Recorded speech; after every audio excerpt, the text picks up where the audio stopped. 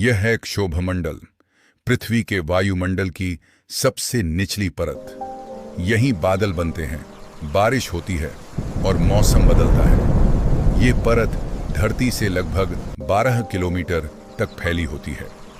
यह है समतापमंडल, वायुमंडल की दूसरी परत। यह धरती से लगभग 12 से 50 किलोमीटर तक फैली होती है। इसी परत में मौजूद है ओजोन परत, जो हमें सूर्य की हानिकारक किरणों से बचाती है। और इसी वजह से बड़े हवाई जहाज अक्सर इसी परत में उड़ते हैं। यह है मध्यमंडल, वायुमंडल की तीसरी परत।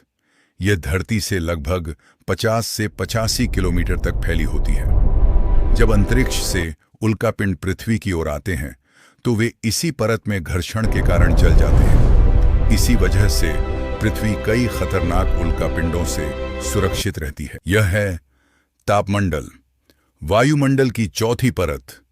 यह धरती से लगभग 85 से 600 किलोमीटर तक फैली होती है।